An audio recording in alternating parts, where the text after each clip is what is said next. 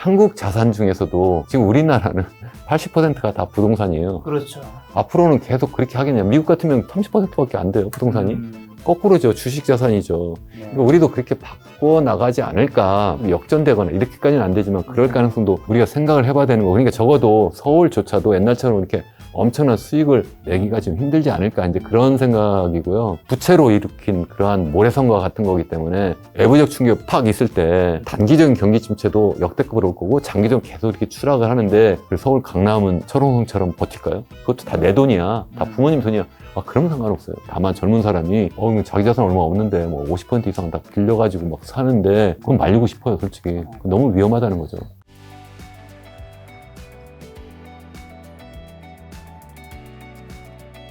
자, 그러면 지금 한국 경제가 힘든 이유 중 하나로 저출산 얘기해 주시면서 또 부동산 집값이 너무 비싸기 때문에 또 결혼을 못하면서 저출산 이어지는 부분도 얘기해 주셔서 부동산 좀 여쭤보면 올해 부동산 집값 좀 어떻게 전국적으로 아니면 수도권 어떻게 좀 예측하시나요? 그래서 이것도 똑같이 이제 경제학자는 사실 단기 예측을 하면 안 된다고 생각하고 또 누구도 사실은 못 맞추는 거예요. 그걸 다 맞추면 좀 전에도 말씀드린 것처럼 내 돈 다 그냥 거기다 집어넣어서 투자를 하죠. 근데 그건 아무도 못 맞춘다. 장기적으로는 근데 어떻게 갈지 그건 좀 더 잘 맞출 수 있겠다, 이렇게 생각을 하는데, 그래서 장기 얘기하고 또 단기도 잠깐 말씀을 드리도록 할게요. 장기적으로 한번 생각해 보면 이 집이라고 하는 것도 하나의 상품이잖아요. 그러면 그 상품은 가격은 어떻게 결정되냐면 수요와 공급에 의해서 결정이 되잖아요. 그렇죠. 자, 그럼 수요가 뭐냐는 거죠. 자, 집이라고 하는 것에 대한 수요는 사람들이 들어가 사는 거니까 첫째, 인구가 늘어나면 수요가 느는 거예요. 그렇죠. 그래서 우리 1960년 우리나라의 전체 인구가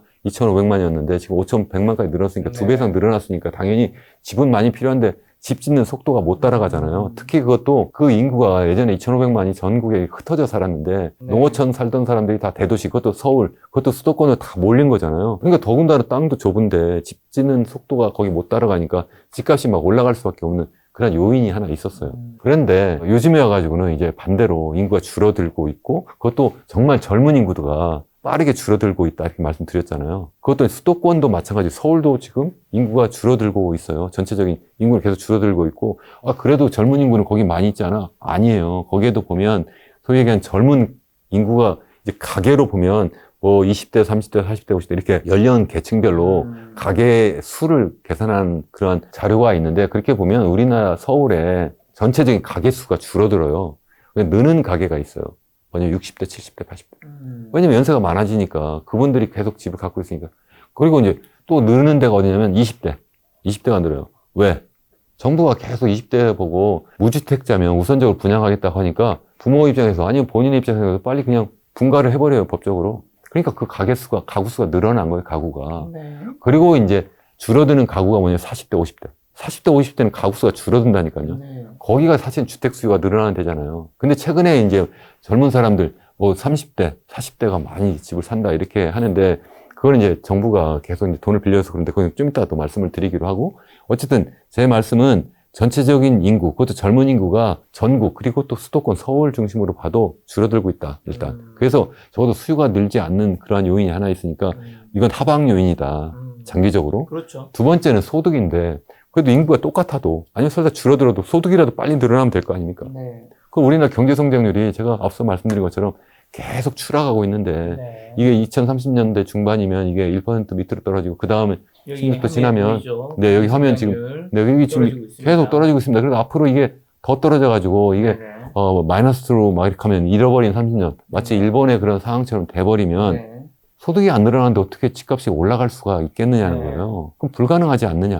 이제 그렇게 이제, 말씀을 드리는 거고, 더군다나 이제 가계 소득으로 따지면 더군다나 더 이런 GDP가 아니라 가계가 사는 거니까 그러면 더 많이, 더 이게 하락폭이 더 빨라요, 사실은. 그러니까 이게 소득이 늘어나지 않으니까 집 수요가 이렇게 늘어나지 않을 거고, 세 번째가 뭐냐면, 그래도 돈을 어차피 빌려서 사니까 많이, 적어도 뭐 3분의 1, 아니면 절반까지도 뭐 빌리는 분들도 계시니까, 아니면 그 이상 빌리는 사람도 있어서 좀 걱정이라고 저는 생각을 하는데, 어쨌든 일부는 돈을 대출을 받아서 이렇게 하는데, 그거 보니까 뭐 돈이 뭐 빌리는 값이 뭐 거의 뭐 0% 가깝더라, 뭐 1% 미만이더라, 이러면 뭐 또 수요가 늘어날 수도 있는데, 지금 우리나라의 경우에 그렇게 낮출 수가 없어요. 지금 한국은행이 지금 기준금리를 지금 2.75%까지 낮추긴 했잖아요. 3.5에서 지금 계속 세 번 낮춰서 2.75까지 낮췄는데, 미국이 지금 요새 스태그플레이션을 걱정하고 있는 그런 상황이잖아요. 그래서 미국이 지난해 9월부터 기준금리를 막 낮추기 시작을 했는데, 요즘에 와서 물가가 또 불안하고 막 이러니까 올해 기준금리를 과연 몇 번이나 낮출까? 한 2번 정도 낮출까? 저는 그렇게 생각을 하고 있는데,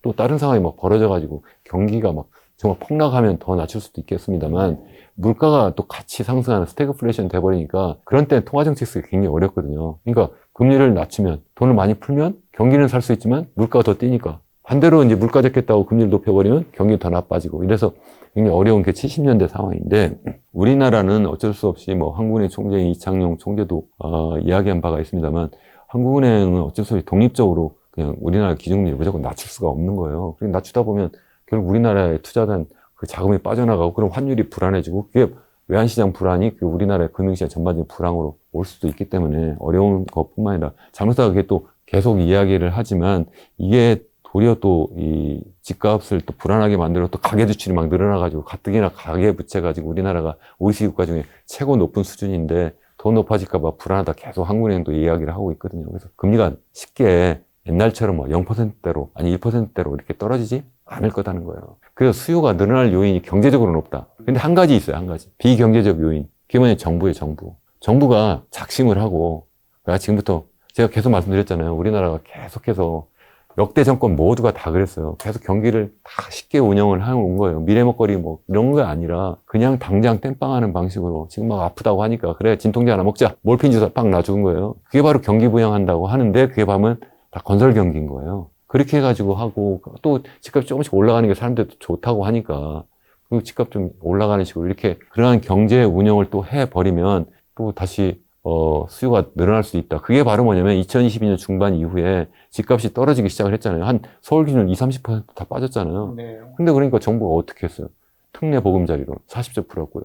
또 지난해에도 뭐 신생아 특례 대출해가지고 돈 막 여러 가지 또 다른 일 뭐 디딤돌 대출부터 해가지고 뭐 버팀목 대출해가지고 살 때뿐만 아니라 뭐 하다못해 전세 빌릴 때도 돈을 막 빌려준 거예요. 그러니까 결국 그게 집값을 띄우는 정책인 거죠. 그것도 부족하니까 뭐 2023년도에는 만기를 갖다가 뭐 30년이 아니라 50년 만기까지만 하도록 막 이렇게 유도도 하고 막 이렇게, 제가 볼 때는 단기적으로는 정부가 이길 수 있지만 장기적으로 못 이긴다. 지금 그게 버블이 꺼지는 말씀은 거죠. 전국과 수도권 다 장기적으로는 떨어질 수 있다. 장기적으로는 떨어질 수밖에 없고, 그걸 가는 게 정말 근데 경제적인 단기적으로는 정부가 이렇게 부양을 할 수가 있는 거고, 네.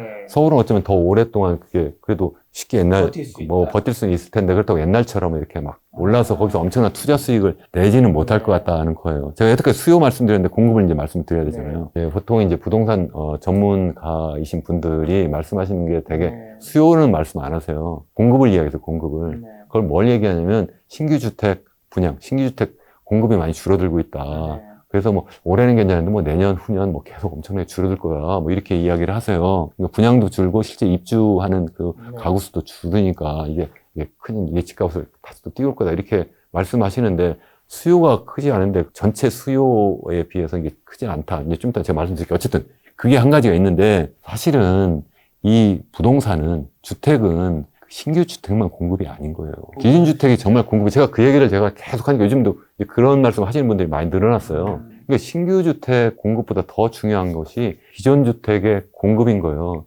실제 기존 주택 공급이 지금 서울 기준으로 지금 아실에서 지금 현재 통계 잡아서 발표하는 거 보면 한 9만 채 정도 있어요. 여기 아실에서 2020년 3월부터 그걸 발표하기 시작했거든요. 지금 2배로 늘어났어요, 2배로. 그게 무슨 얘기예요? 수요가 줄었으니까 매물이 나온 것도 있고, 그건 두 가지 같이 있어요, 사실은. 준장님 말씀 수요 요인이 기존 주택의 공급 요인이기도 해요. 그렇잖아요. 인구 고령화되니까 자꾸 나눠야 되고, 소득이 안 늘어나니까 또 내놔야 되고, 보니까 또 금리도 보니까 부담이 되니까 내놓잖아요. 그래서 이게 수요 요인으로 얘기했던 그게 기존 주택 공급 요인이기도 해요. 그래서 9만 채나 나온 거예요. 근데 그럼 수요는 진짜 그러면 뭐냐, 거기에서 실제 이제 거래된 양.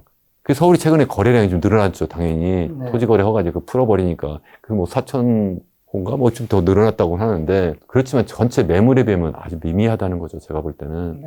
정부는 저는 이렇게 자꾸 물량적으로 자꾸 뭐 이렇게, 아니면 단기적으로 계속 시장에서 막 이렇게 저렇게 막 마치 중산층 아니면 서민들, 무주택자를 도와주는 것처럼 자꾸 이렇게 개입하는 거는 저는 옳지 않다고 생각을 해요. 제발 내버려만 두어도 시장은 자정작용을 거치면서 잘 될 거예요. 부동산 PF 같은 문제도 내버려만 뒀으면 벌써 정리가 딱 돼가지고, 지금 그러면 어쩌면 그 정리될 기업들 정리가 돼가지고 새로운 더 경쟁력 있는 기업들이 그것도 인수하고 땅도 인수하고 뭐 분양하던 아파트도 인수하고 그래서 더 저렴하게 이렇게 공급하고 그러면 빨리 단기적으로 안정될 수 있는데 이걸 계속 교란하니까 이게 좀 걱정이다. 교수님이 말씀해 주신 거에서 제가 추가 좀 몇 가지만 좀 더 드려보면 수요 측면에서 소득이 계속 이제 그런 것들이 줄어드는데 집값이 오를 수 없다. 그러면서 경제 성장률도 얘기해 주셨는데 이렇게 떨어지면서 그러면 이제 뭐 기초적인 질문일 수도 있는데 당연히 소득은 계속 올랐겠지만 어쨌든 경제 성장률은 계속 떨어졌잖아요. 이렇게 떨어질 때도 물론 이때는 어쨌든 성장률이 높으니까 소득이 많이 올랐겠죠. 그런데 어찌 여기서 떨어질 때도 집값은 여기까지는 계속 올랐잖아요. 방향이 떨어진다 해서 집값이 안 오른다고 말하기에는 이렇게 떨어지는 동안 계속 집값은 사실 장기적으로는 우상향을 봤을 때는 올랐는데 소득이 떨어진다고 집값이 무조건 떨어진다고 말하기에는 좀 어려운 부분이 있지 않을까요? 아니요, 그렇지 않다고 생각하는데, 우선 첫 번째로, 이때는 일단 젊은 인구가 굉장히 많았고, 최근에 와가지고, 제가 아까 말한 것처럼 인구 고령화 속도가 점점 더 가속화되고 있어요. 빨라지고 있어요. 첫 번째가. 그래서 실제 젊은 인구 수가 지금 매년 30만씩 줄어들고 있고, 수도권도 마찬가지로 그 젊은 가구 수가 계속 빠르게 좀 줄어들고 있다 하는 게 첫 번째 인구적인 요인이고, 그 다음에 소득의 증가율도 빠른 속도로 감소하고 있다는 거예요. 옛날에 그래도 어쨌든 늘어나긴 늘어났잖아요. 적어도 5%, 뭐 10% 매년 이렇게 늘어나고 있으니까 새로운 주택을 원하죠. 근데 지금은 이게 계속 줄어드니까 이게 0%대로 가는데 지금 당장 뭐 그래도 좀 늘어난 거 아니야? 이렇게 말씀하실 수도 있지만 아니, 내가 한번 집을 사면 얼마 동안 보유해요? 1, 2년 있다 파나요? 아니죠. 10년, 20년 갖고 있어야 되는데 그럼 그때 가서 그러면 팔려고 그러면 어떻게 해요? 미래를 지금 내다봐야 되는데 그래서 아까 말씀드린 것처럼 이 기존 주택의 매물이 그렇게 많이 역대급으로 많이 나왔다. 이제 그런 말씀 드리는 거고. 세 번째는 금리인데, 금리가 예전에는 굉장히 낮았어요. 그러니까 2020년 코로나 터졌을 때 확 떨어진 것도 있지만, 그 전에도 낮았어요. 전 세계적으로 낮았어요. 그때 뭐 그래도 굉장히 높았는데 5%, 뭐 10%, 7%도 했는데, 우리 경제학자로 보면 항상 실질금리가 중요해요, 실질금리. 실질금리가 전 세계가 다 낮았어요. 그러니까 실질금리라는 거, 우리가 일반적으로 아는 금리 빼기 물가 상승률. 그게 어쨌든 명목금리도 최근에 많이 낮아졌다가 이제 요즘에 다시 드라이브가 반대로 바뀌고 있다, 기선이. 그러니까 다시 말씀드리면 최근에 이게 현재 상황은 그게 그렇게 갈 수가 없다는 거고 또 하나는 이제 우리가 꼭지까지 거의 온 것 같아요. 왜냐면 이 가계 대출이 너무 많다. 그래서 가계 부채가 지금 GDP 대비 이게 100%가 넘었어요. 지난해 6월까지. 그러다 6월 이후에 90% 초반으로 바뀌었어요. 그게 실제 줄어드는 게 아니라 한국은행이 GDP 뭐 기준연도를 바꾸고 추계 방법을 바꿔가지고 갑자기 90% 초반으로 바꾼 거예요. 그러니까 저는 이건 통계의 마술이다 이렇게 생각을 하는데 그래도 90% 초반이라도 OECD 국가 중에 네 번째로 높고요. 또 뿐만 아니라 이걸 사실은 단순하게 이걸 GDP로 나누면 안 돼요. 뭐로 나눠야 되면 가계소득으로 나눠요. 가계소득. 사람들이 사는 거니까. 가계소득 대비 얼마냐. 이렇게 되면 130%가 넘어요. 가끔 한국은행에서 그 자료를 발표해. 제가 그 자료를 유심히 보거든요. 제가 책에서도 그걸 언급을 했는데, 그걸 보면 130%가 넘고요. GDP로 하더라도 우리나라만 있는 전세 보증금 있잖아요. 개인 간의 그 대출. 이게 더 위험한 거예요. 우리 깡통전세, 역전세 뭐 이런 거 있잖아요. 이런 것을 포함하면 GDP 대비 136%예요. 그럼 단연코 1등이 OECD 국가 중에. 다른 나라는 그런 게 없으니까 안 포함하지만 우리는 그 있으니까 포함해야 되잖아요. 이거 제가 계산한 게 아니라 서울대 경제학과 교수님 발표한 논문이에요. 서울대 경제학과 나오는 그 학술지에 나와 있는 거 가장 최근에 올해. 거기 보면 136%는 딱 나와 있어요. 1등에 단연코. 그러니까 너무 높으니까 한국은행도 그렇고 정부도 그렇고 이걸 가계대출을 계속 늘리는 방향으로 집값을 띄울 수가 없다는 거예요. 이제 한계에 있으니까. 자, 한 가지 더 여쭤보면 그럼 인구가 줄어드는 거 얘기해 주셨는데 인구가 줄어들기 때문에 당연히 전국적인 수요가 떨어지기 때문에 집값이 떨어질 수 있다는 건데 우리가 예전에 제가 이제 대학을 졸업한 지도 한 15년 제가 대학을 늦게 졸업했기 때문에 사실 얼마 안 됐습니다.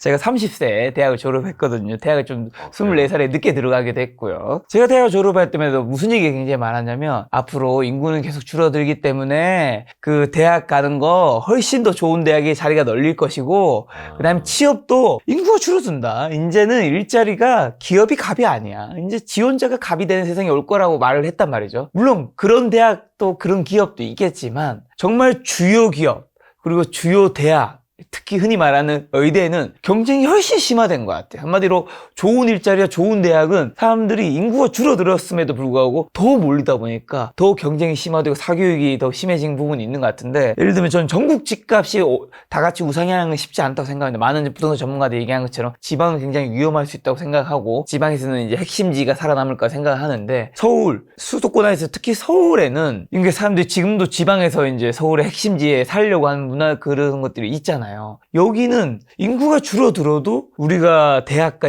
좋은 일자리가 더 기해지는 것처럼 비슷한 현상이 좀 있을 수 있지 않을까. 요 의견 어떻게 생각하십니까? 왜 그렇게 경쟁이 세졌냐 하면요. 경제 성장이 전반적으로 나빠지니까 기업들이 그만큼 사람을 채용을 못 하는 거예요. 그렇죠. 그래서 이제 일자리가 줄어들어서 그럼 힘든 대학은요? 잠깐 들어보세요. 그러니까.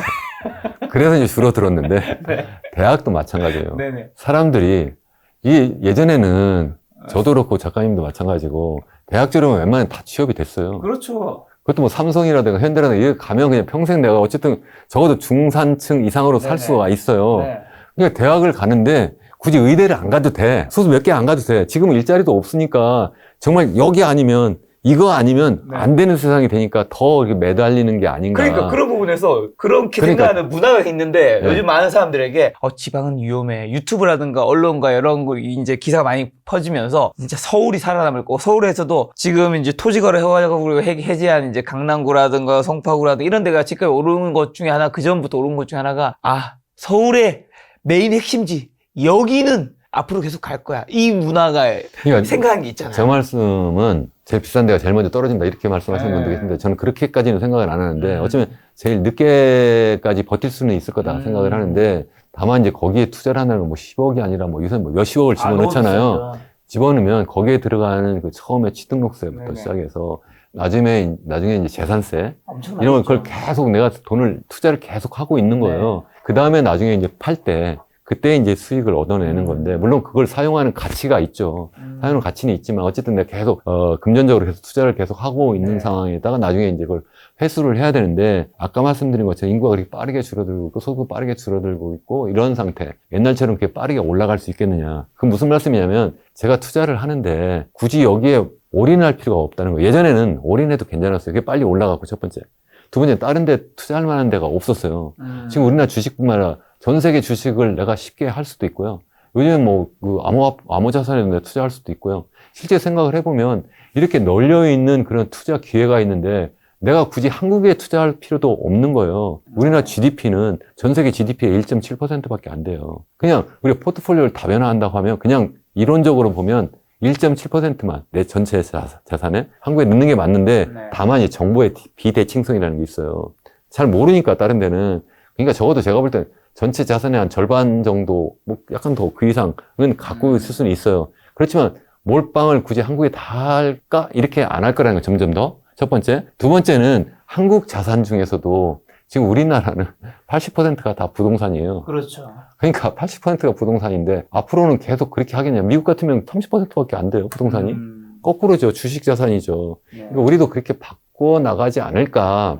그러니까 적어도 뭐 완전히 80과 뭐 30이 역전되거나 이렇게까지는 안 되지만 그럴 가능성도 우리가 생각을 해봐야 되는 거. 그러니까 적어도 서울조차도 옛날처럼 이렇게 엄청난 수익을 내기가 좀 힘들지 않을까, 이제 그런 생각이고요. 아까 말씀드린 것처럼 그나마 80%인데 그것도 부채로 일으킨 그러한 모래성과 같은 거기 때문에 외부적 충격이 팍 있을 때, 아까 말씀드린 뭐 제가 뭐 세계 대공황의 가능성부터 시작해가지고 굉장히 장기적인 경기 침체, 우리나라는 단기적인 경기 침체도 역대급으로 올 거고 장기적으로 계속 이렇게 추락을 하는데, 서울 강남은 철옹성처럼 버틸까요? 뭐 나는 그냥 투자를 거기다 많이 했는데 그것도 다 내 돈이야, 다 부모님 돈이야.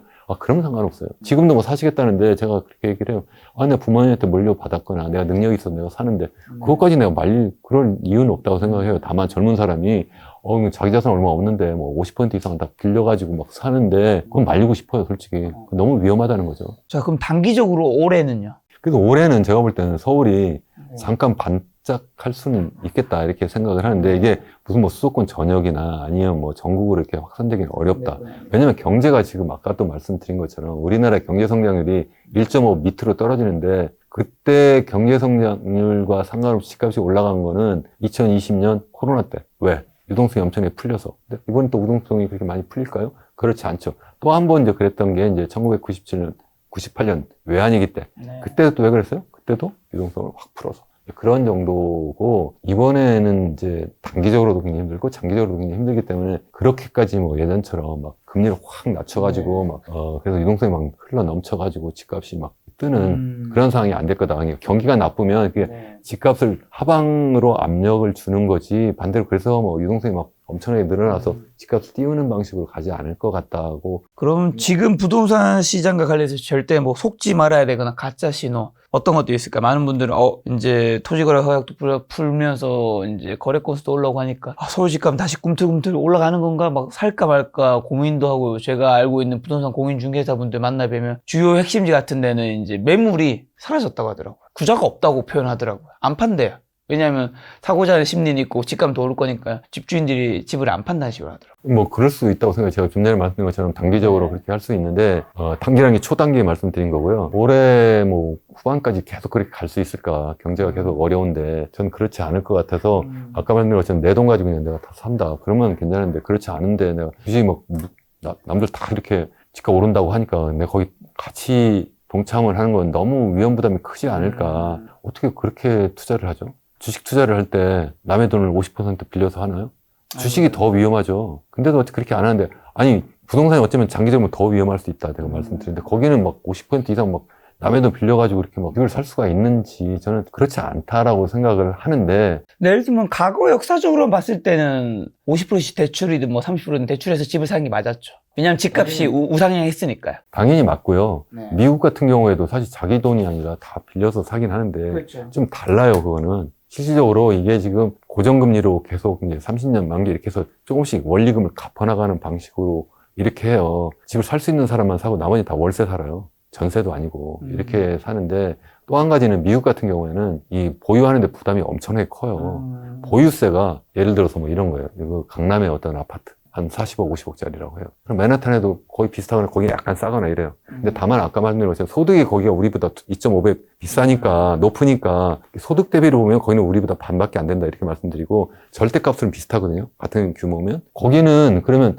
50억, 제가 책에도 자세히 제가 계산을 했어요. 제가 머리가 빠진 줄 알고 계산하느라고 계산을 해보면 그 보유세 있잖아요. 우리나라보다 거기는 이게 한 4, 50억짜리 이렇게 갖고 있어요. 이게 1년에 한 1억씩 이렇게 내야 돼요. 우리는 내봤자 2, 3천 그 이상 내나요? 그러니까 이게 몇 배로 비싸요. 그러면 그 미국만 그런 거 아니야? 미국 말고 OECD 평균 봐도 우리나라는 보유세가 낮아요. 이게 한 절반 정도 수준밖에 안 돼요. 그 대신 뭐가 높으냐면 거래세가 높아요. 거래세. 취득세, 특히 양도소득세. 미국이라든가 이 선진국은 도리어 그거는 거의 없어요.